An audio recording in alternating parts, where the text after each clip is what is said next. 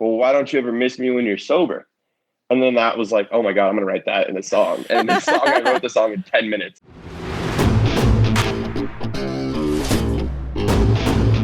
And now, coming to you from the K2 Studios in San Diego, California, it's the world-famous Chris and Christine Show.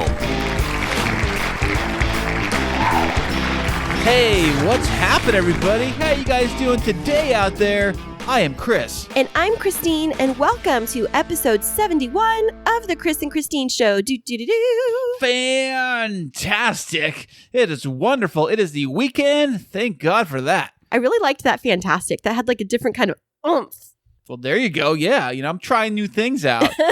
So, Christine, how are you doing this week? Oh, well, today, my body is sore. Why is your body so sore? Did you, climb a mountain or run a marathon or something? It basically felt like that. I rearranged and redecorated the little boy's bedroom last night, and I was like DIY, fantastic celebrity. Like, I should have had a TV show last night. Unbelievable. And I surprised you with it this morning. What did you think? Oh, it was like I had tears in my eyes. Holy crap, this thing looks amazing. Christine took the little boy's bedroom and she totally redesigned it and she did this whole HDTV TV thing where she actually let me in, closed my eyes, I opened it. And everything was rearranged. The bed was up against the other wall. She mounted the TV on one of those mounting brackets. A wall mount bracket. On the wall, ran the cables, reconnected everything, built an entire dresser, and she totally opened up a lot of space in the bedroom. And brought in an area rug and brought in a beanbag chair too. Wow, I didn't know that place had that much room in that room. I know, it looks so transformed, doesn't it? Oh, I love it so much. So because you were doing that last night, I think you were a little exhausted this morning. Yeah, that manual labor type of work, I like to do DIY projects, but that was intense. And, my dad's a contractor. I grew up on the job site with him, and he could always handle it. And once in a while, he'd be a little bit sore. But, man, I worked muscles with the drill and the screwdriver that I haven't felt in a long time. So I woke up early this morning because I had a pounding headache, and I just sat in the bottom of a hot shower for 30 minutes straight. Wow. So you did all that yesterday, but other than that, how was your work week going on? Well, this was my first week back from COVID leave, and a lot of schools came back this week, and we've had a lot of the regulations and things change in California. And so coming back, I thought maybe there'd be a slow start, and I would say the first day was a little bit slow, but then everybody knew I was back in the office. So then I had to pick up. I'm leading a couple of really big projects right now, and one of them is set to launch next week, and the other one's ramping up next week. And then we got a surprise presentation that the state asked, and nobody had time to do it, so I had to take that on, and that had a 1-day turnaround. So it's been definitely a heavy week for my first full week back to work, but just I've been working a lot, you've been putting in lots of hours. How's your week been, Chris? Before I get started on that, you said you were back in the office, but I thought you were back in you talking about your personal office? Well, here? Yeah. I mean, technically, when I say I'm back in the office, even though I'm working remotely, I still have to keep work hours. I have to be available,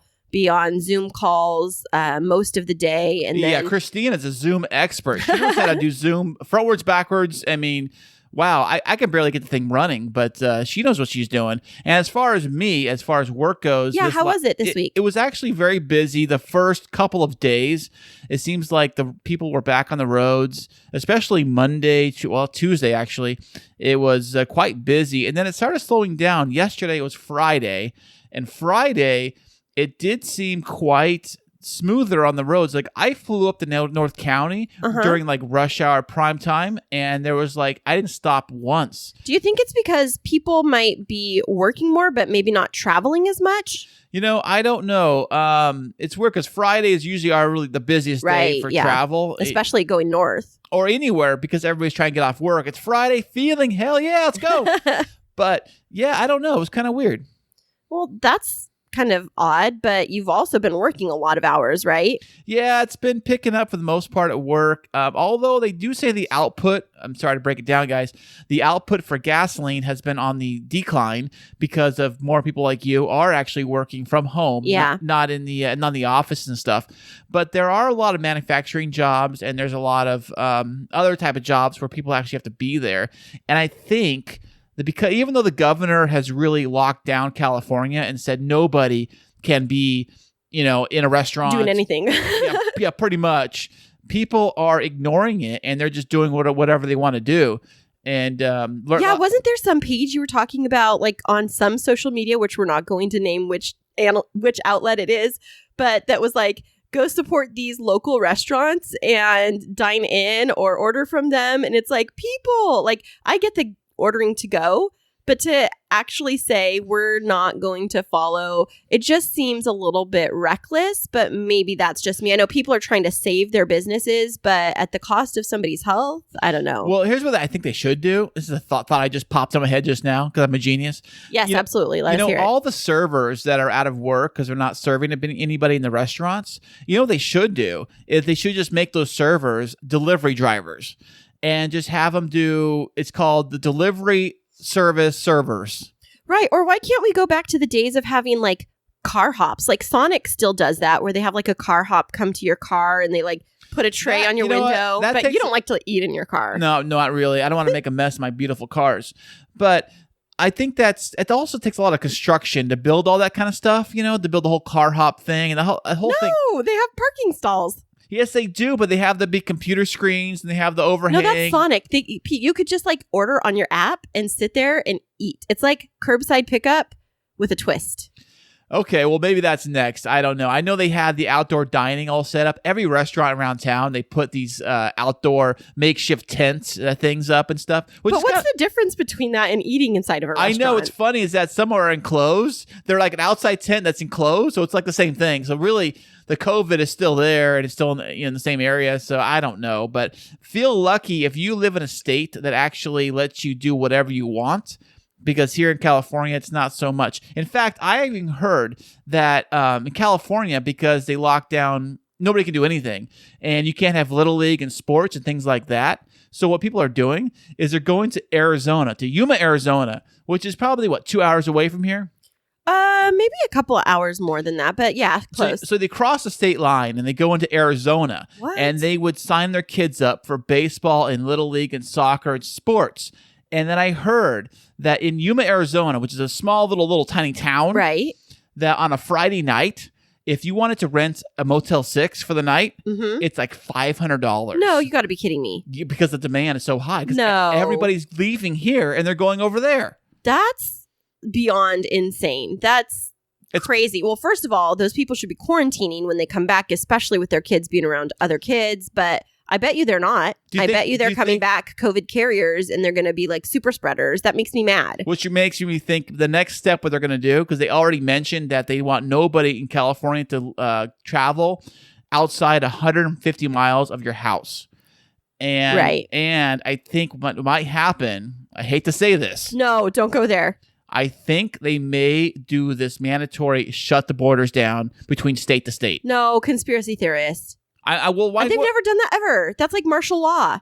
Well, yeah, pretty much. That's like a movie. I think it is a movie. It's like Outbreak. Maybe. I think it is. That's crazy. If they do that, they may only have highway drivers and construct. Was it like mandatory essential workers like truck drivers, things like that, allowed to travel state to state.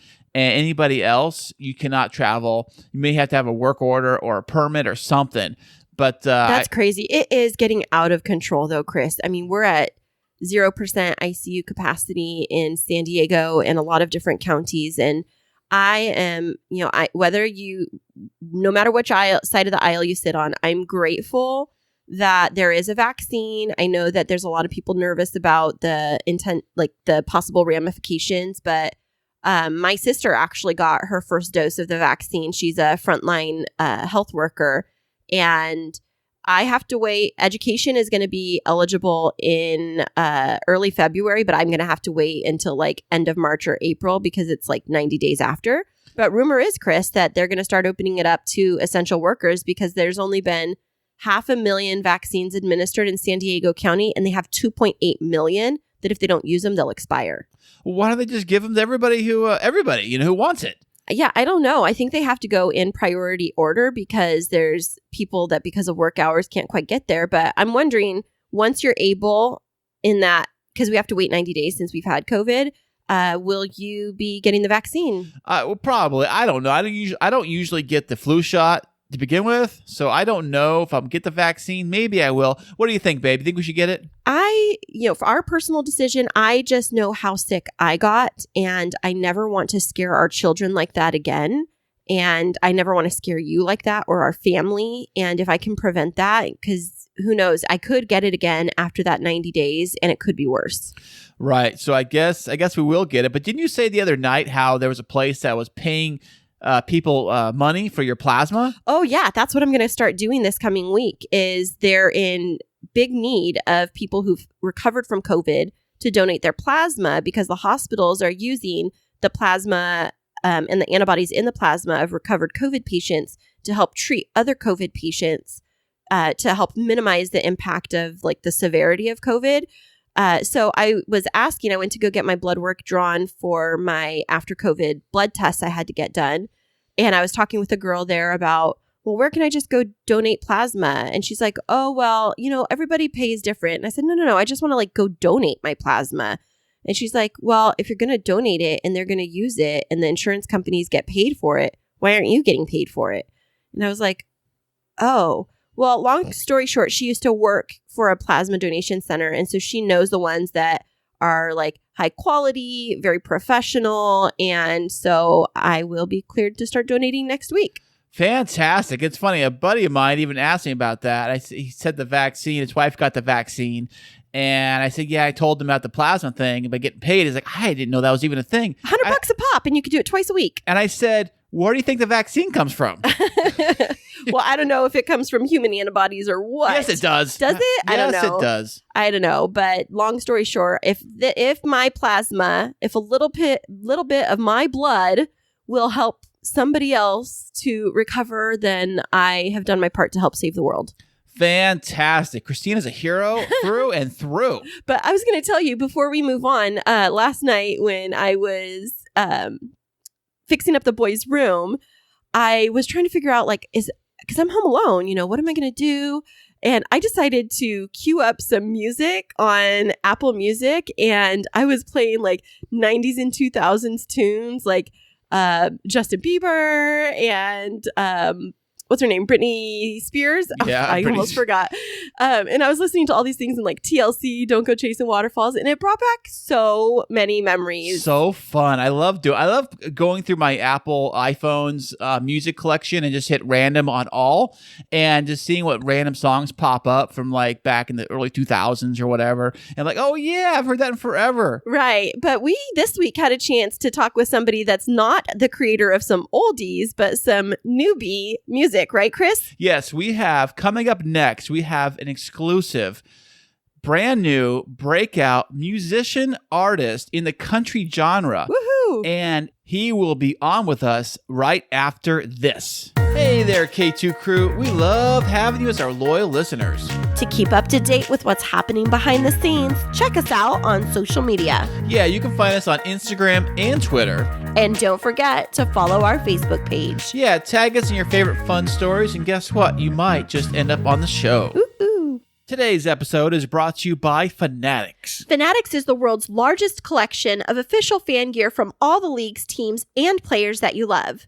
If you enjoy our show and are looking to buy, say, a new jersey, sweatshirt, or hat, you can support us by going to podgo.co/fanatics and get 25% off your next order. That's podgo.co/fanatics. So check out Fanatics for your officially licensed everything. And welcome back, everybody. We are very excited for today's VIP guest. He is a country music star. Chris and I have had his music on a loop for the last couple of weeks, and we are very excited to bring to you today our new friend, Jake Parr.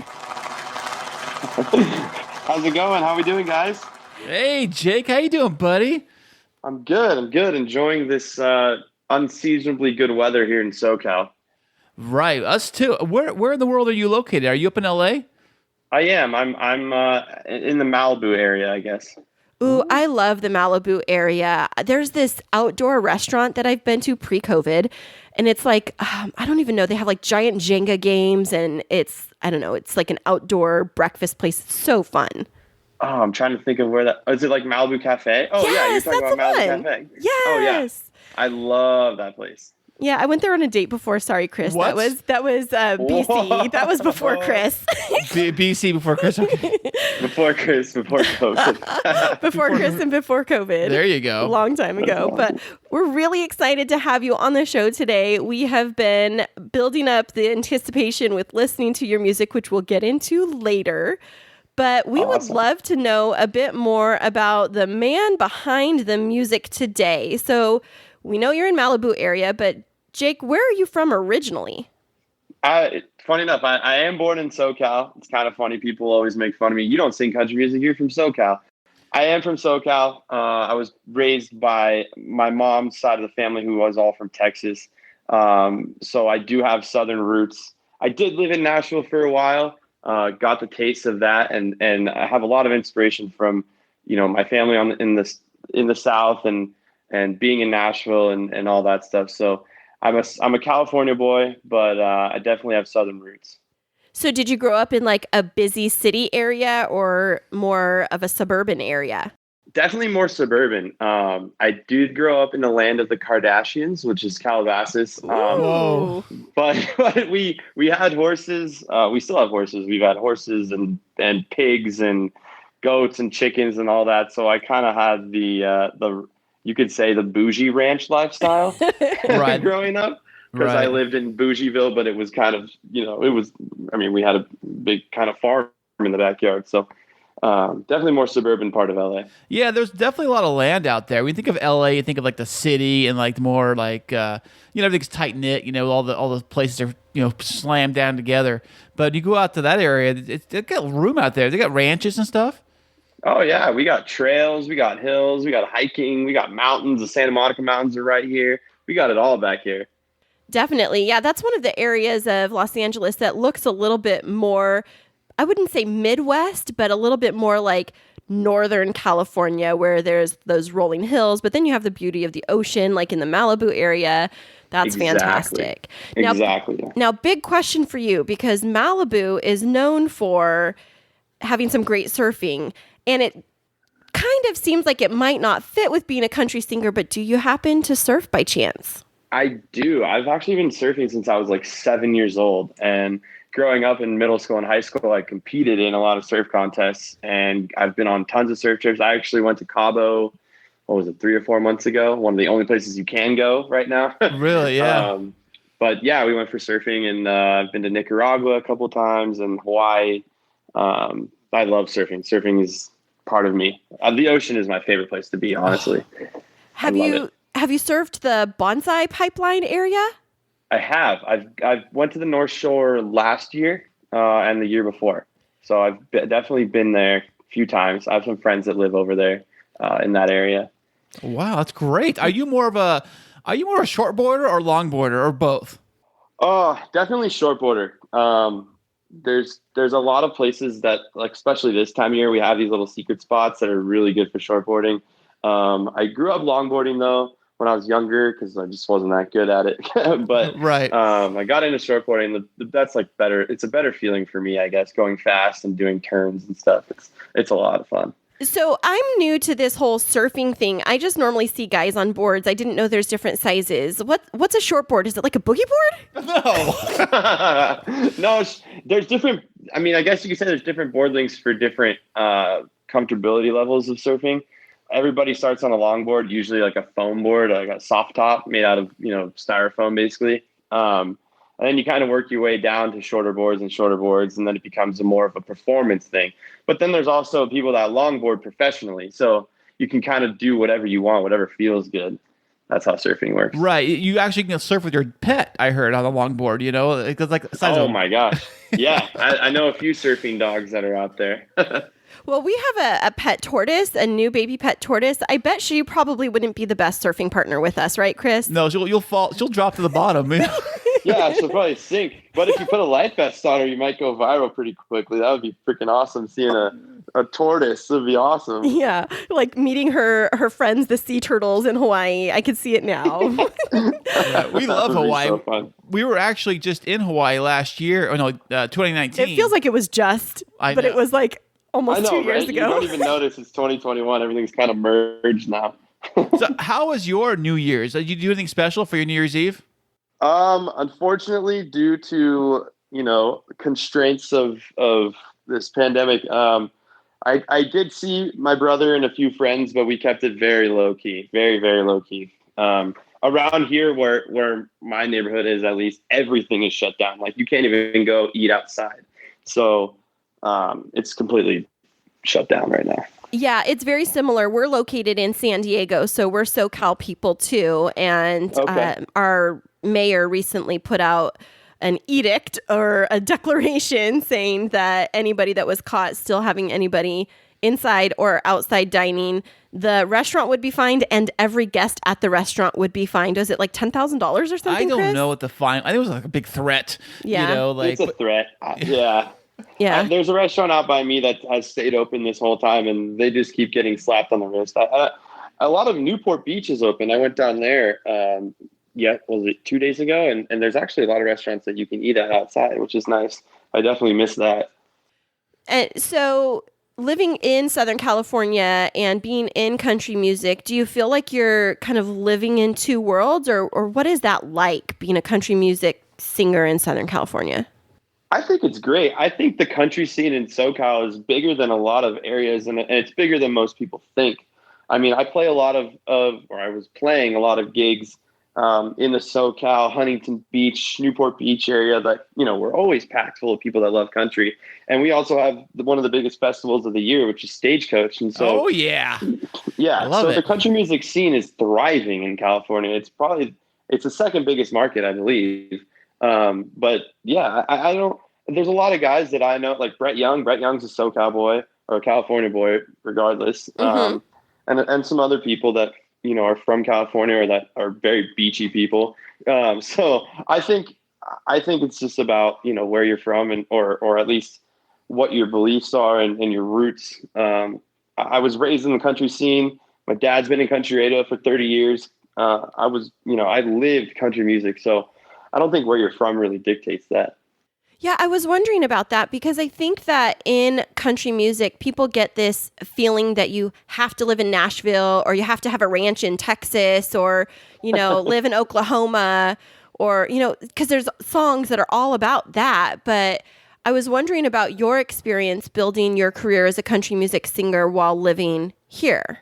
Yeah, well, there's two sides to that argument. Country music recently has taken a massive shift, I guess you can say, to where every walk of life is featured in music and in the songs that you hear. And a lot of genres are merging. So country, as far as, the Merle Haggard and the George Strait guys that only sang about dirt roads and trucks, it's kind of a little different. At the same time, I have this song that you guys are about to hear called Barn Dance, where it was based on my life. I have a country bar right by my house that I grew up going to. And in the same time, I grew up going to my buddy's barn and doing line dance nights. That's what that song is written about. And so we kind of have the country everywhere around here. And I think that you can find you can make your own country, and people's definition of country definitely changes. But as long as I think you're telling a cool story and people want to listen to it, then why not sing about whatever you want? Yeah, absolutely. So Chris and I went last year. When I say last year, I'm still thinking 2020. So 2019, we went to the iHeartRadio Music Festival in Las Vegas, and one of the final performances was Kane Brown, but he was backed up by Marshmello, the DJ. Yeah. And so when you were talking about like how country music is having a crossover, that was kind of a new experience for me to see it almost like blending with an R&B and hip hop feel. Would you say that that's something that aligns with your style? To an extent, yes. I will have a couple songs coming out in the future that feature more of a hip hop beat behind it. I also am working with my buddy. He's an EDM DJ, kind of like Marshmello. He wants to do a remix of one of my songs. So I'm not opposed to it. I think sometimes you lose the real roots of what country music is, but at the same time, the world is evolving. Everything is evolving. So, what the definite, like I said, the definition of country music, I think changes and you kind of make it what you want to make it. And that's that. Yeah, I've found that it's definitely a big change from when I was younger, and I've always been a fan of country music. I think I got away from it a little bit in high school and kind of got into the R&B scene, but about a year and a half ago, I went to one of those country line dancing bars, and it started to become the thing my girlfriends and I would go do to try and pick up guys. Again, this was BC before Chris. Before COVID. But what I noticed is I learned how to country line dance when my sisters would go dancing when they were in college. And so I showed up thinking I am going to be the queen bee here. They were doing all these crazy dances. And I was like, this is way different than I ever imagined. Very upbeat, lots of fun, lots of energy. Yeah, lots of moves to it, but it had a lot of different types of beats. It wasn't just typical banjos and guitars I thought it was supposed to be. It's funny, you go to these country bars now and they're playing hip hop songs, but you're doing traditional line dances, or maybe not so traditional anymore, but you can kind of line dance to any song. That's what I love about line dancing, is it's super upbeat and super fun. I used to go Wednesday, Thursday, Saturday to my local country bar, because Wednesday was college night, Thursday was regular, and Saturday was regular, but it was just you just go to line dance. That's all we did. Are you pretty much a good hit on the dance floor? Can you get down with your bad self? I can't. Yeah, I'm not gonna toot my own horn, but I can throw down with the two-steppers of the world. I like doing some spins and some flips and stuff. I love that. I love two-stepping. That's my jam. All right, so post-COVID, you're going to have to come down, and we're going to have to go out line dancing. We're going to have to hit Moonshine Flats. Yes, that's my place. That's my jam. Is that the place in PB? I love that place. Is that down at PB? Yes. Oh, yes. Fantastic. Super fun. That's where me and my girls used to go, and we would watch these girls dancing, and I was they were in their Daisy Dukes, and I was maybe if I keep dancing like this 4 nights a week, I'll actually fit into some of those. Well, they do lessons, so you can learn, pre those nights, and then you come in prepared. Oh, trust me, I have their YouTube channels saved as my favorites. Oh, really? There you go. Yes, there was a at-home practicing going on. Chris, you're finding things out you didn't even know right now. I know, it's a fantastic. learning experience for all of us. Yeah, it's funny. I actually never liked country music until probably right around the time I think Tim McGraw and Kenny Chesney kind of took off. Was when I really turned me around. I was like, who are these guys? Well, the real truth is, it's when Taylor Swift came out, and he feels like he discovered her. That's true. I did. Man, I did discover Taylor Swift. As a matter of fact, because I was telling people, hey, check out this new artist, Taylor Swift, because she sang that new song, Tim McGraw. Well, it's not new now, but it was back then. And you're like, who's this Taylor Swift chick? And all of a sudden, boom, she's big. So you're welcome. I did. Jake, you're next. So look out.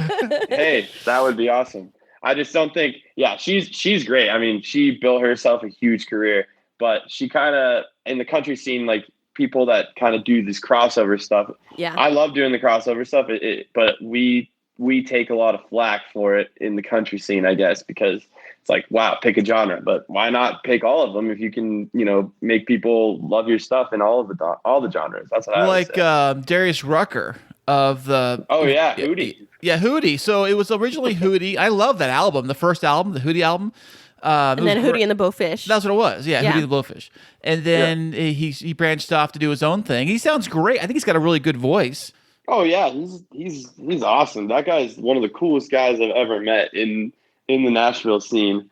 He really made a name for himself in the country world, and he's still making a name for himself in the country world. He's still relevant, I think. But yeah, that guy's awesome. So who would be, you think, your inspiration? What kind of artist that you grew up listening to that kind of inspired your music today? My biggest inspiration that I will always say is Lee Brice. Lee Brice is an amazing artist. I actually have his lyrics tattooed on my arm. What? His lyrics, they say, never let your praying knees get lazy and love like crazy. It's just something that I've always wanted to live by. But at the same time, growing up, I was a huge fan, massive fan. And then I got an opportunity to open for him at a festival.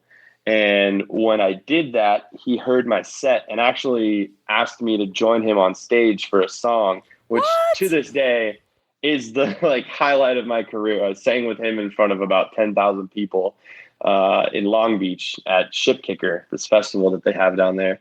And that night was, like I said, the best night of my life, pretty much. Wow, that's awesome. Yeah, he will always be my inspiration for sure. That's fantastic. Now, other than Lee Brice, are there any specific country music songs that were like your mantra or your theme for life growing up? Oh, probably I would say "Friends in Low Places" by Garth Brooks. I went through it's a classic. my party scene in the dive bars, and that was kind of like, yep, we're in some low places here, but we are making the best of it. My whole life goal is to just live as much as you can, because like they say it all the time, every man dies but few men ever live. And so any song that's about living, there's a song called "Living." I believe it's by Dierks Bentley. Oh, I love Dierks Bentley. I saw him in concert once. He's great. Yeah, he's phenomenal. Awesome human being. His music was very upbeat. His music has a good, I always remember his music having a very deep, harsh, like punchy bass line. It was very, it hit you. Like it was very, is that intentional, or is that when you guys make music, do you guys intentionally put that in there? I mean, for certain songs, yeah, you want people to want to get up and dance. And when you have those like cool bass lines or cool, like 808 in your drums or something like that, it just makes it loud and makes you want to get up and stomp. And that's kind of what my song "Barn Dance" was. It's something you can dance to, you can line dance to. It's so much fun. So as you are a country music singer now, Jake, when did you make the decision that this is what you wanted to do with your life? Gosh, it happened super by accident. I mean, I always grew up around the country scene. Like I said, my dad has been in the radio business for 30 years. Took me to every concert I could ever imagine to go to. But I didn't know really about singing until I turned 18. I played drums growing up. I knew how to play drums. My dad had a drum set since I was 2 years old. So I taught myself how to play drums. And there was this cover band, not to get into too lengthy of a story, but there was a cover band that played at this bar by my house, and my dad did an event there once, and he played the drums with them. And a couple months later, I was there eating dinner, and the band recognized me, and they said, "Hey, are you Sean's son?" I said, "Yeah." They said, "Do you want to come up and play some drums with us?" I said, "Sure." And so I got on stage, and then the drummer turned around after I played, 5 or 6 songs on the drums. He goes, "Hey man, do you sing?" I was like, dabble in it. And he goes, "Well, why don't you get up here and sing a few?" And I said, "Okay." And so I sang a song, and then they kind of all lit up, and they were like, "Do another one." And so I sang like 8 songs in a row. Oh, wow. And fast forward, they started to include me in their shows. And then fast forward a couple more months, the bars that we were playing, they asked me, like, "Do you want to do shows with us?" I said, "Sure." And so then the bars that we were playing started to ask for just me, without the lead singer, which was kind of an awkward situation. Oh, yeah. but that was kind of the moment where I said, okay, I think I have something here. And sure enough, those guys became my band, and they're still my band to this day. And we write together. We Chuck, my drummer, he produced my first EP and kind of got me up and running for songs. And we started writing songs together, and then next thing you knew, I moved to Nashville, and it was this whole journey that kind of happened. I was playing festivals and bars and all these cool concerts, and it just kind of steamrolled. And so that's when I knew, right, probably in the first 4 months, was like, wow, music is awesome. Being on stage is insane. I never want to stop doing this. That's amazing. And having a father that had been in show business and in radio, what was his role in your career? Was he super supportive? Did he discourage you knowing what that life can be like? At first, I didn't really tell him at first, because I wanted to make sure that it was like legit and it was real. And I didn't know, I wanted to get some validity, I guess you could say, from other people. And once we kind of got this EP going and playing some bigger shows, I said, "Hey Dad, I've been working on music and I kind of want to show you." And he lit up like right away. And he was like, "You got to move to Nashville," and it was this whole thing.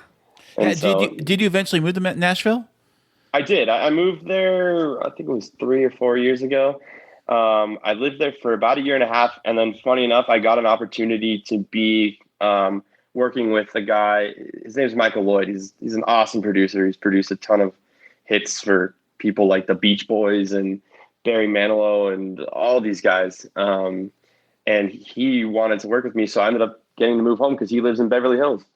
So music actually brought me back home, which is kind of nice. And I love being back home because I missed the ocean so much when I was in Nashville. That's amazing. Who would have thought that your country music career in Nashville would bring you back here? But I was wondering, is it hard when you're in Nashville to really stand out because it's so saturated with people that are trying to make it in the country music scene? Definitely. This industry has become more of a popularity contest than anything. I'm not saying that in a bad way. I'm saying you're responsible for making a name for yourself, and there's like 20,000 other people in that town that are doing the same exact thing you're doing. It does help to know people, but yeah, I mean, if you're just going to move to Nashville and say, I'm moving to Nashville, I don't even think you need to anymore. As long as you can build yourself a following on social media and do your thing and make people want to listen to your stuff. And that's kind of what the labels are looking for, like how much recognition you already have. And yeah, it's tough. It's definitely tough seeing, everybody there doing the same thing you're doing, but you got to make your own unique thing and make it something people want to listen to. Do you, it's almost kind of like, have you ever watched the show American Idol? Oh yeah, definitely. Yeah, I used to watch it too religiously, and I kind of tuned out it for a while. But it's very competitive, especially though. Do you ever laugh at all the wannabe singers when they go through the the first stages of the rejection? And they, but the funny thing is that's all staged. By the way, I found out that they tell you what to sing, and they actually the clips you see, half of them don't even make it in front of the judges. Oh wow. It's all a lot of it's fake. I mean, it's all done through producers and stuff, and they edit it how they want it to be, so it sounds horrible, Exactly. But those poor people, tough. It's tough. Yeah, there's a lot of people that go into that show that are, they want to really make a name for themselves, and a lot of people don't understand and have never been told that they don't really sound good, which kind of makes for good TV, I guess, in a way. Right. But I think shows like The Voice and American Idol and some of these other shows, it sucks that they're so scripted, and it sucks because a lot of times there's a lot of great people that get passed up because maybe they weren't too TV friendly, or maybe they weren't, I don't know. But look at Carrie Underwood. She was one of the first winners of American Idol, and she walked onto that show being like this young girl from a farm town with 50 people in it, and now she's a bazillionaire just for American Idol. And I think that was before they decided to make it more of a sitcom than anything. But she was one of those people that was shy and maybe not the best TV friendly, but then she just showed this amazing voice, and I think a lot of people get skipped up nowadays because of that. Right. Now, I was wondering, have you participated in TikTok? I do have a TikTok. Yes, I love TikTok. My mom actually is a huge TikTok fan. Every time we go to dinner at her house, she's like, "So what TikTok are we making tonight?" we'll post some sort of family TikTok. But I've been posting some of my singing stuff on there too, which is fun. Well, I was wondering about that because I don't have TikTok anymore because I got a little bit obsessed with it. That's because Trump told her to cancel it. No, it's not. It's because I would stay up till 4 a.m, completely losing track of time. But I've seen a lot of emerging artists popping up on TikTok, and I was wondering how that's been a benefit to you in your music career. I'm pretty new to the promoting yourself on TikTok game. For a lot of times, it was just me doing funny stuff or pranking my sister, or because we were so bored in lockdown that I had to do something with my time. But yes, it's a great tool if you want to promote yourself. There's a lot of artists that are relevant now because of TikTok. It's crazy. You could post a video about opening the front door differently, and all of a sudden it'll get 1 billion hits. I don't understand how that algorithm works or how TikTok works, but been really great for a lot of people to promote their music. There's a new, I guess you could say, hype house called 615 House. It's like a group of singers that formed a house in Nashville, and they're making a killing on TikTok, which is awesome. Great for them. That's amazing. Well, we wish you great luck in your TikTok emergence. I appreciate it. I'm still working out the kinks, but I have a good team of people that are helping me out, so that's fun. So, Jake, you have 2 new songs, I believe, that are available. One is Miss Me When You're Sober, and the other one is called Barn Dance. Now, the Miss Me When You're Sober, Christine and I were talking about that, and it's a fantastic song. I want to play it for you in a little bit with your permission. Is it okay if we play it for you guys? Oh, yeah, of course. That would be awesome. Okay, great. So I'm going to play it in a minute, but before we play it, I want to know what was inspiration behind this song? Oh, it's simple. It's a girl. Well, I hope so. She'll probably hear this and laugh. She knows. I mean, I've told her that she wrote the song for me. It was pretty simple. There was a girl it's I a was real dating. girl. Like it's a real girl. Oh yeah, no. Oh, definitely. got it. Okay. It's a girl. Her name's Samantha. I was dating her for a while, and she kind of like, I don't know if it was an excuse or whatever, but she told me she wasn't ready to be, tied down or serious. And I was like head over heels for this girl. And when she ended it, I was pretty bummed. But then every time she would go out drinking with her friends, she would message me or FaceTime me or blow up my phone. I'm like, why don't, and she would always say, I miss you. I was like, well, why don't you ever miss me when you're sober? And then that was like, oh my God, I'm going to write that in a song. And the song, I wrote the song in 10 minutes. It took no time at all to write that song. Fantastic. It is a wonderful song. Yeah, she knows about it. We actually just filmed the music video. Oh, nice. Thanks. Yeah, I was saying we just filmed the music video. And that'll be coming out here in the next couple weeks. So tune in for that. Is she in it? She's not in it. Okay. But there is a girl that portrays her who acts like her in it. Well, I don't think her boyfriend would like it very much if she was in the music video. Oh, gotcha. Okay, everybody, here it is for you right now. Coming to you live. It is Miss Me When You're Sober by Jake Parr.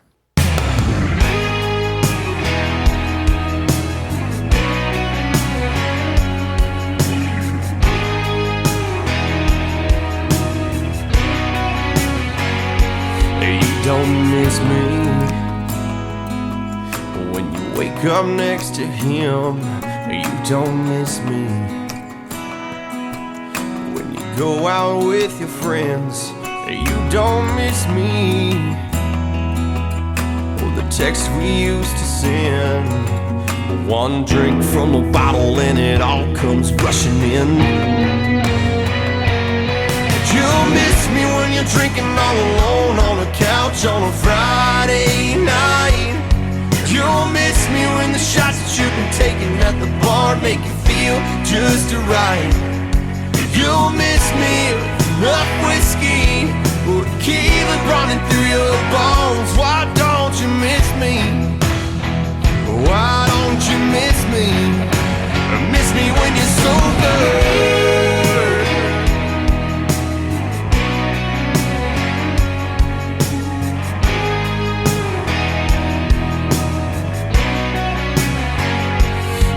Don't miss me or the memories we made. You don't miss me or how hard I begged you to stay. You don't miss me. I got nothing left to say. One sip of that whiskey and your thoughts come back to play. Yeah. You'll miss me when you're drinking all alone on a couch on a Friday night. You'll miss me when the shots that you've been taking at the bar make you feel just right. You'll miss me with enough whiskey or tequila running through your bones. Why don't you miss me? Why don't you miss me? Miss me when you're sober.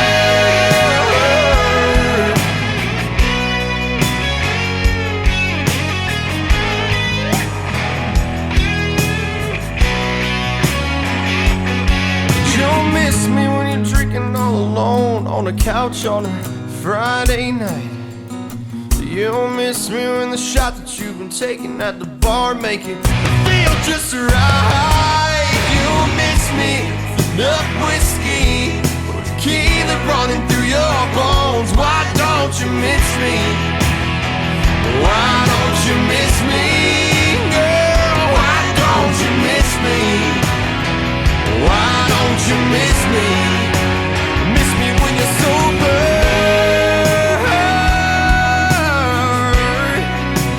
Miss me when you're sober.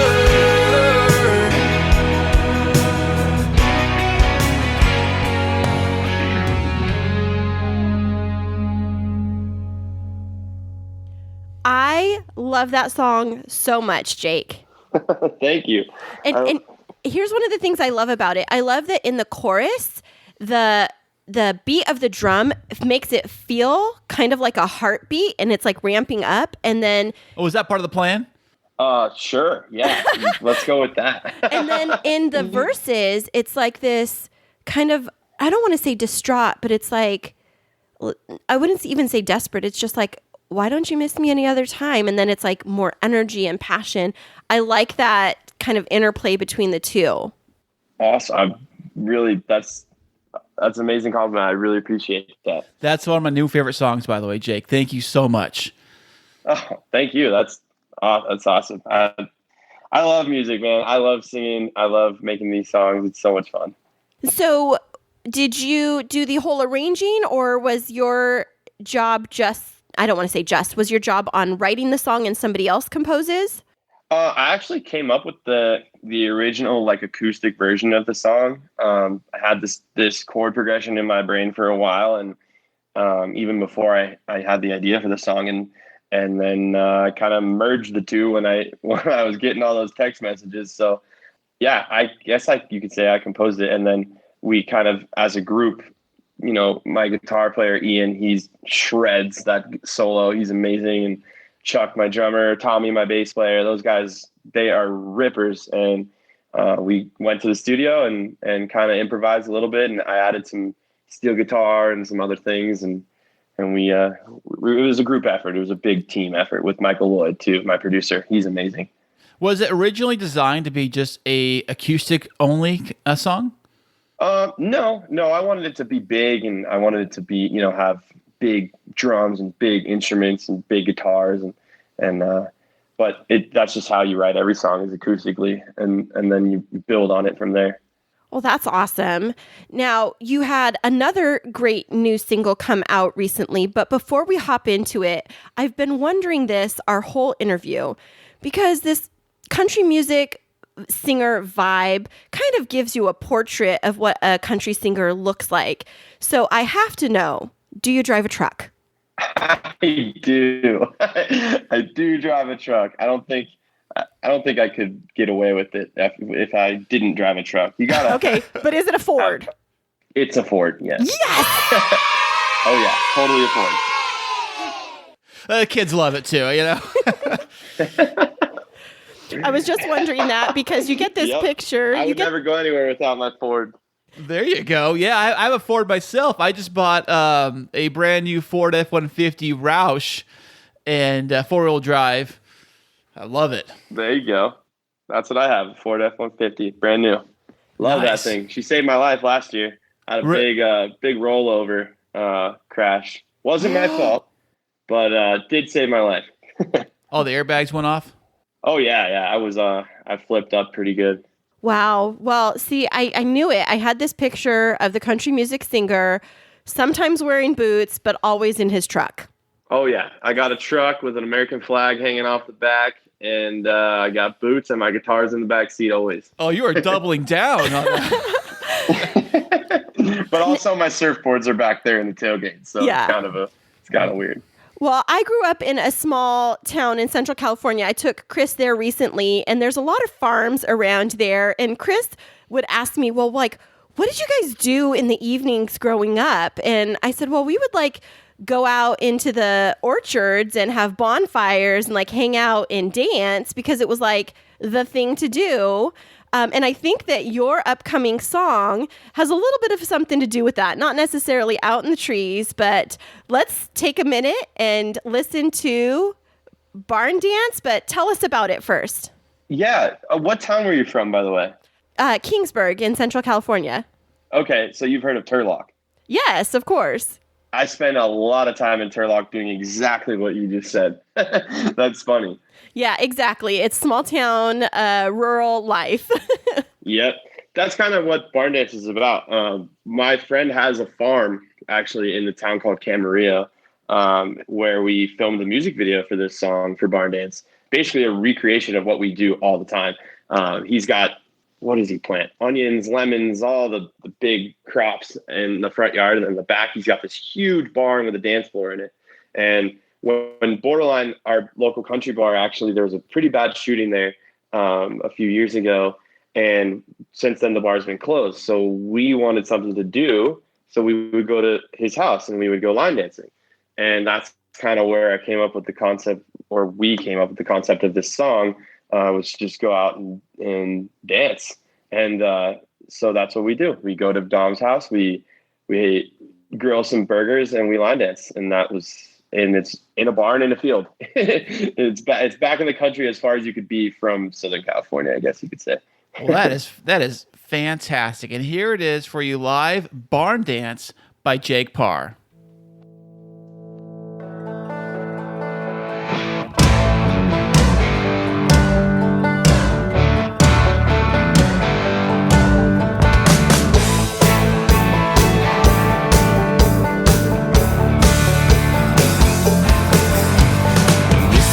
Town, 2 bars and a general store.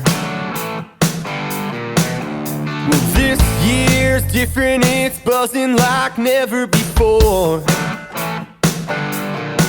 Gonna drop those tailgates down at the Johnson Ranch. Yeah, the whole town's talking about going to this barn dance. Yeah, we're going to a barn dance, and we're looking for some romance. Gonna sip a little moonshine, maybe take a little hayride. Baby, get your boots on. Yeah, we're going to a barn dance. Everyone's gonna be wearing their Sunday best. And the Johnson twins are turning our heads wearing that sundress. Oh yeah. I'll be tearing it up, cold beer in my cup. Well, who's in? They'll have to drag me out, 'cause I won't want that party to end. Yeah, and we're going to a barn dance, and we're looking for some romance. Gonna sip a little moonshine, maybe take a little hayride. So baby, get your boots on. Yeah, we're going to a barn dance.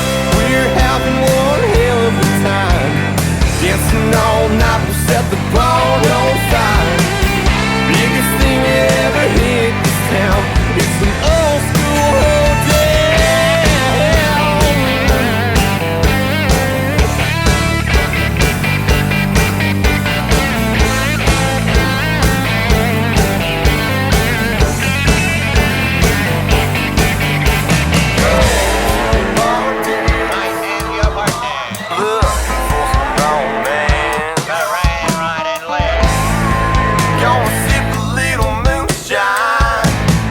Maybe take a little hayride. Going to a barn dance.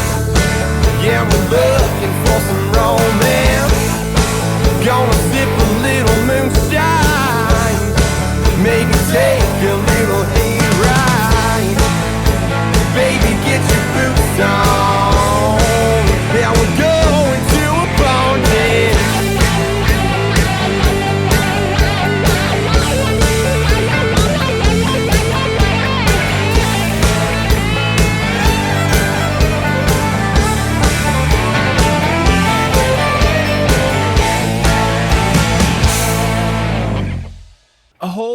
my goodness. That is one of my new second favorite songs. I love that, Jake. That was amazing.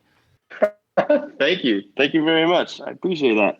Fantastic. That was great. Awesome. Yeah, we had a lot of fun making that song. That's the best. That's one of my favorite songs to play live because it just gets people going. I bet it does. Super fun to dance to. Oh, yeah. Yeah, I could like envision myself at Moonshine Flats post-COVID, tearing up the dance floor on that one. I really like that. It has a great beat. And what you can't see is Chris and I are here in the studio and we're like bobbing our heads. And then I look over and he's bobbing his head to the same beat. And I'm like, yeah, we could get down to this. This is good. That's awesome. Well, that's the goal, right? Get people dancing, get people bobbing their heads. I love that. Absolutely. Now, we know that 2021 has been off to an interesting start, but in the hopes that things will start to open up in the next couple of months, what's on the horizon for you, Jake? Oh, man. On the horizon for me, hopefully to get back out and start playing some shows again. I miss being on stage more than anything in the world. That being on stage is an adrenaline rush that you can't really describe. But other than that, we also have songs coming out every month for the next 5 or 6 months. We got a music video coming out for Miss Me When You're Sober at the end of this month, so keep an eye out for that. And yeah, there'll be a bunch more material to follow. That's fantastic. And speaking of that, new material to follow, where can our listeners find you online and on social media? Oh, everywhere. Spotify, iTunes, Apple Music. You can ask Alexa to play me. You can find me anywhere. Instagram, Jake Parr Country. Facebook, Jake Parr, or Jake Parr Music is my music page. Yeah, I think did I cover everything? Yeah, and everything. On Twitter at Jake Parr Country also, is that correct? Oh, yes, Twitter. I always forget about Twitter. I love a good Twitter. Yes. I love Twitter. Chris is slightly addicted to Twitter, so he may retweet you 1 billion times, FYI. Yeah, look out. That would be awesome because I need to get back into the Twitter game. Absolutely. Well, we have absolutely loved having you on this show and helping to enlighten us about the country music scene in good old Southern California. Awesome. I really appreciate you guys having me. I've had an absolute blast, and it looks like we've learned a bunch of things about all of us today. Absolutely. Which has been fun. And if you need some inspiration for any upcoming songs, Chris and I would be happy to be the center of you writing a song about our love story. You're welcome. Oh, I would love to. I always need inspiration, and I'm always looking everywhere for it. Well, that's awesome. Well, thank you so much, Jake, and congratulations on 2 fantastic new releases. And we are really excited to see you grow in your music career over the next year. Awesome. I appreciate it, you guys. Thank you so much for having me, and thanks everybody for listening. The Podbreed Network is strictly for the small podcasts that are up and coming in the vast world of podcasting. Podbreed is made up of many diverse podcasts coming together to achieve the same goal of being the best damn podcast network on the planet. Find out more at podbreed.com. Oh, wow. Jake was amazing. He really was. And I never thought that I would live to say that I met a country music singer who is also a fantastic surfer. It's true. I don't think hardly anybody can really say that, but it was great. Jake was amazing. I loved having him on the show. He was such a great guy. He was. He makes me think of like the epitome of a country artist because you hear their music and it's about friends and love and like barn dances. And you think, this sounds like a person from their music that I would like to be friends with. And I would say, truly, he came across as that kind of person. I would love for us to go out dancing at Moonshine Flats after COVID. Yeah, maybe he can show you a few tricks. I'm sure he's quite an expert. You know what would be so great is if it would be so cool. They have the live bands at Moonshine Flats that'll play and then you dance. How cool would it be if he came and he played down here in San Diego and we could like learn all the line dances to go with his music? Wow, that would be considered very fantastic. Yeah, it would be so fun. And you would have to wear cowboy boots for me. Well, I don't think I have any cowboy boots. We'll get some. Okay. Oh, yeah. They're very expensive. I would like to put you in some cowboy boots and Wranglers. Wranglers? Mm-hmm. Can I get a can of skull and put it in my back pocket? That's it. Yes, for sure. But I would like to see you in some tight cowboy Wranglers. Oh, really? Mm-hmm. Okay. Calm down now, girl. Calm down.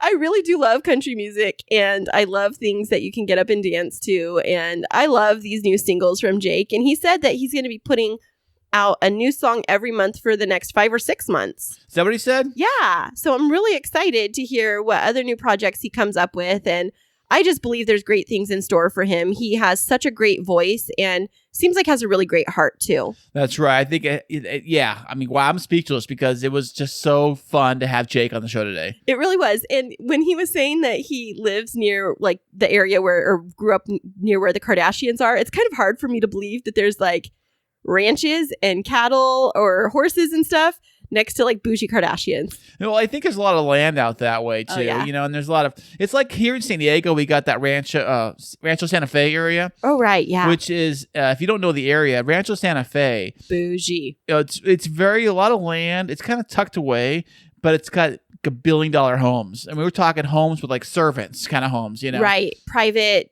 stables and horse riding lessons, and there's even a polo club out there. It's like a very exclusive polo club, right? So we're talking like that kind of stuff. It's probably like that, is what I'm guessing, the kind of neighborhood he's talking about, which is a lot of land, but there's like lots of homes and private areas and mansions and things like that. But I've been through Rancho Santa Fe a couple times and been over there, but it's been a while, really. Yeah, well, I'm excited that Cali has its own country music star that's up and coming. And I would love to see when Jake releases a full album of his new music, because I think right now it's just like an EP or singles that have come out, right? Yeah, that's right. They're available on Apple and probably Spotify and probably all your regular music platforms. You probably can pick those up. Yeah, definitely. So check out Jake Parr and then stay tuned to his YouTube channel, because it sounds like he's going to be releasing some music videos in the very near future. Yeah, the first video he already has done, awesome. The barn dance video. I've seen it multiple times. And hey, fellas, it's got some... Chris! It's got some ladies in the shots. Oh, so like I'm in it? Pretty much. Yes. Pretty much. Yeah, because you wouldn't be looking at anybody else. Of course not. No. Because that would make me, jealous. Daisy Dukes? No way, man.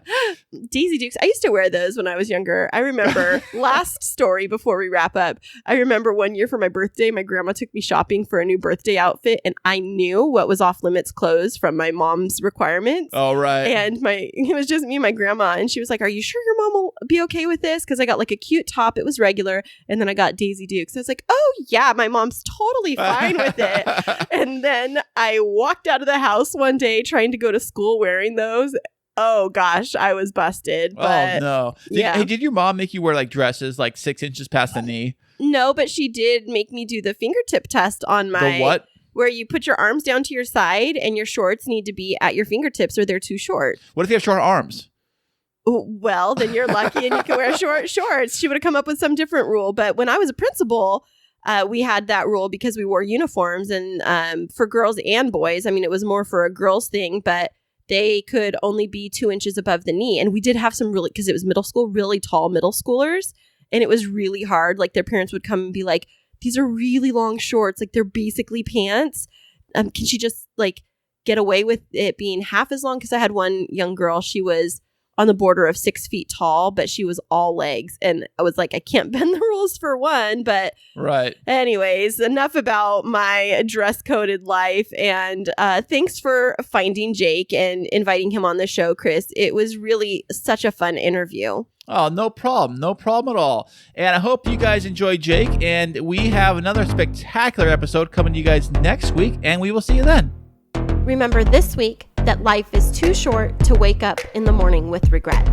So love the people who treat you right, forget about the ones who don't, and believe that everything happens for a reason. If you get a chance, take it. If it changes your life, let it. Nobody said that it would be easy. They just promised it would be worth it. Thanks so much for joining us. I'm Chris. And I'm Christine. And until next week, keep moving forward.